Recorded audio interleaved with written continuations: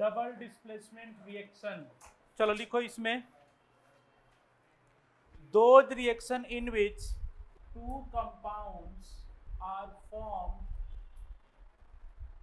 by the exchange of ions। बस भाई इस चीज को हाईलाइट करेंगे, exchange of ions to form two new compounds are known as double displacement reaction. ठीक है, डबल डिस्प्लेसमेंट रिएक्शन।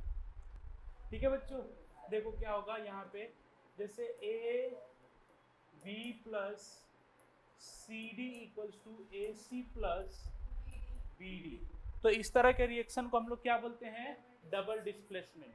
यहाँ पे हाईली रिएक्टिव और लेस रिएक्टिव का कोई मतलब नहीं है, यहाँ पे एक्सचेंज ऑफ आयंस होता है। बेसिकली होता क्या है, अब चूंकि मैं केमिस्ट्री का जानकार आदमी हूँ तो आपको अंदर की बात बताऊंगा। ठीक है, देखो जी, ए प्लस में टूटेगा और बी माइनस में टूटेगा। ठीक है, सी माइनस में टूटा और डी प्लस में टूटा, तो दुनिया में प्लस और माइनस में क्या होता है, अट्रैक्शन। प्लस प्लस में क्या होता है, रिपल्शन। तो ए किसके पास जाएगा, सी के पास, बी किसके पास जाएगा, डी के पास, इसलिए क्या बन गया, AC प्लस बी। आगे बात समझ में। चलिए एग्जाम्पल्स ये ऐसे करके लिख लेना, ये तो AC प्लस BD। ठीक है ना। Example, when silver nitrate solution is added to sodium chloride solution, then white precipitate of silver chloride, नहीं silver chloride, white precipitate of silver chloride along with sodium nitrate are form. ठीक है, क्या किया हम लोगों ने, तो हम लोगों ने सिल्वर क्लोराइड क्या डाला, हम लोगों ने क्या, सिल्वर नाइट्रेट, तो हम लोगों ने ये किया silver nitrate plus sodium chloride, हम लोगों का बना क्या, silver chloride white PPT plus sodium nitrate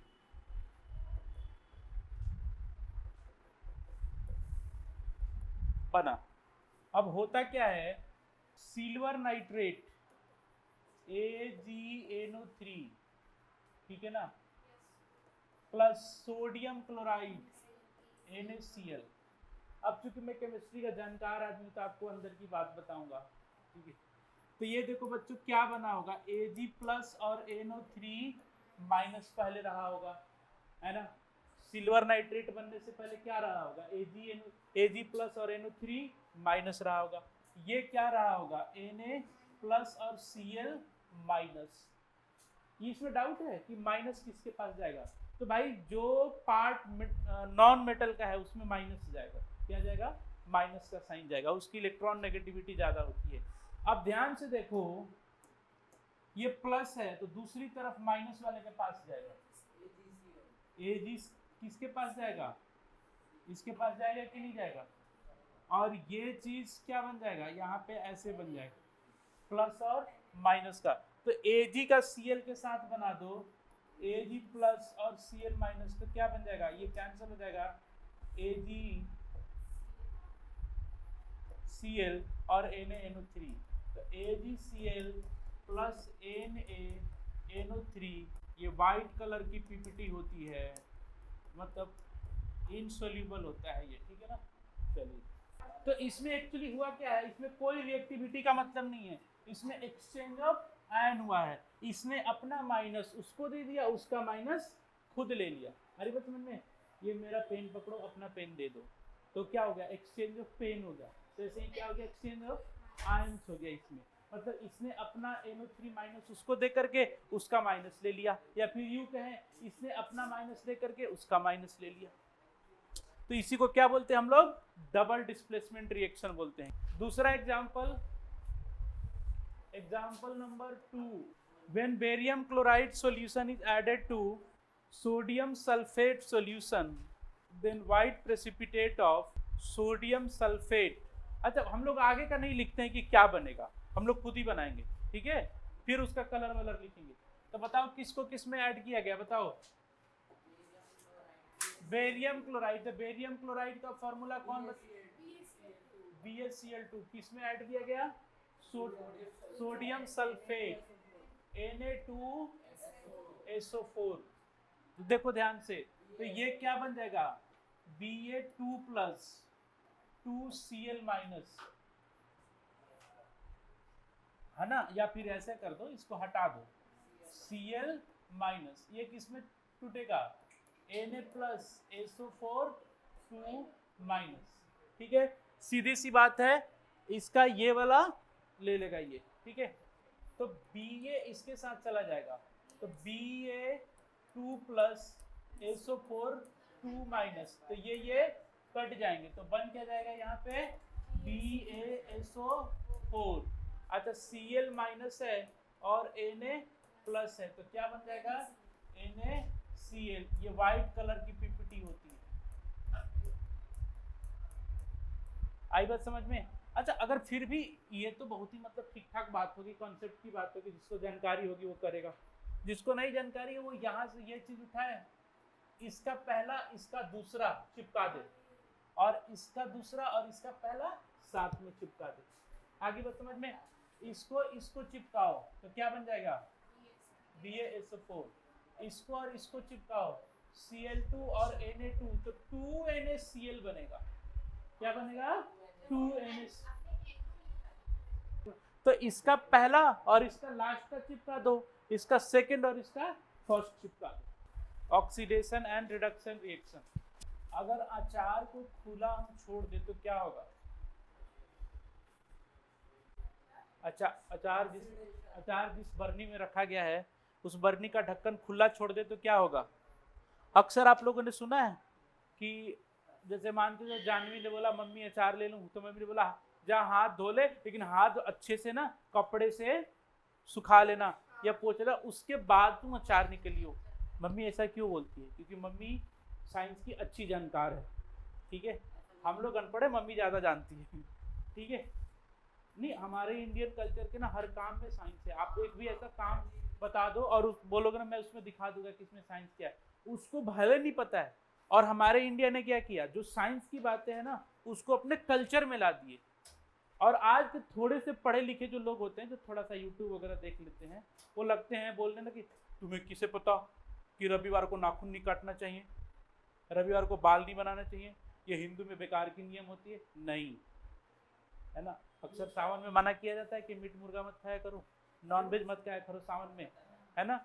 जो लोग इस हिंदू धर्म से रिलीजन से रखते होंगे उनको ये बात पता होनी चाहिए कि मना किया जाता है कि सावन चढ़ गया भाई, अब ना 1 महीने नॉनवेज बंद रहेगा। क्यों? क्योंकि सावन के महीने में बारिश ज़्यादा होती है, सूर्य की रोशनी धरती पर कम पहुंचती है, ठीक है, और कम पहुंचने के कारण हर व्यक्ति का digestive system comparatively other season weak हो जाता है, और वीक डाइजेस्टिव सिस्टम के साथ नॉनवेज को डाइजेस्ट करना मुश्किल हो सकता है, तो आप अलग अलग बीमारियों के शिकार हो सकते हैं। तो मम्मी तो साइंस की जानकार है, उनको पता है कि जानवी भींगे हाथ जाएगी, अचार निकाल लेगी, तो मॉइस्चर और एयर के कांटेक्ट में आते ही अचार में क्या हो जाएगा, ऑक्सीडेशन हो जाएगा, और अचार का टेस्ट क्या हो जाएगा, खराब हो जाएगा। क्या हो जाएगा, खराब हो जाएगा। इसलिए जब भी जाए तो अच्छे से उसको वो करें। दूसरी बात क्या है कि जब अचार खराब हो जाता है तो क्या करते हैं, उसको अच्छा करने के लिए धूप में सुखा देते हैं। उससे सुखाने से क्या होगा भाई, तो जो भी थोड़ी बहुत मॉइस्चर है तो क्या हो जाएगी, गायब हो जाएगा, तो ऑक्सीडेशन का प्रोसेस जो है वो बंद हो जाएगा। इस तरह से अचार खराब नहीं होगा। तो ऑक्सीडेशन और रिडक्शन हम आगे चल के पढ़ेंगे, ऑक्सीडेशन और रिडक्शन इन एवरीडे लाइफ। उसमें हम ये एनसीडीटी क्या होता है ना, लेस के पैकेट में गैस क्यों भरी जाती है, ये भी हम देखेंगे, ये सारी बातें। फिलहाल हम देखते हैं कि ऑक्सीडेशन होता क्या है, ठीक है। तो ऑक्सीडेशन की 2 पहचान है बच्चों। पहला, addition of oxygen to the substance, ये क्या हो जाएगा, addition of oxygen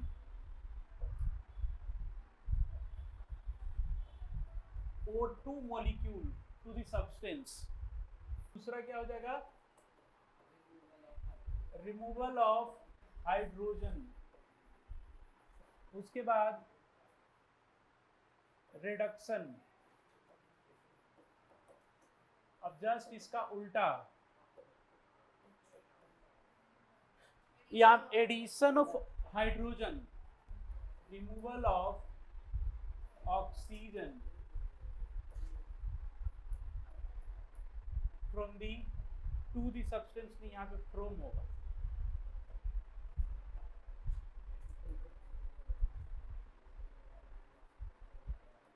from the substance.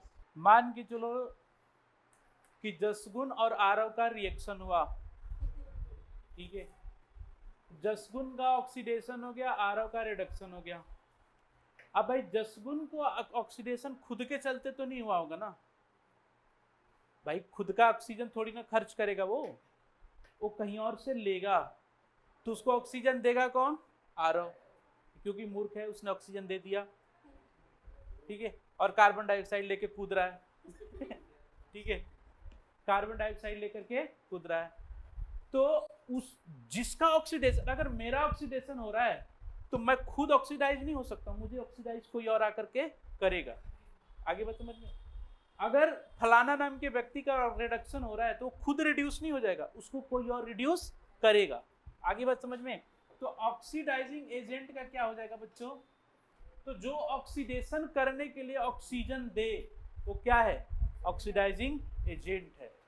लिखिए substance which gives oxygen for oxidation, substance which removes hydrogen, ठीक है, बस इतना ही। अब इसी का उल्टा क्या हो जाएगा? रिड्यूसिंग एजेंट हो जाएगा। substance which gives hydrogen for reduction, दूसरा substance which removes oxygen। अब देखिए इसमें ना क्वेश्चन आएगा, जैसे लिखिए एक क्वेश्चन लेते हैं, for example when copper oxide is heated with hydrogen, then copper metal and water are formed. Identify substance which oxidize, reduced, oxidizing agent, reducing agent। ध्यान से देखिए, तो copper oxide Cu plus H2, ये क्या बन जाता है? कॉपर मेटल प्लस H2O बना देते हैं।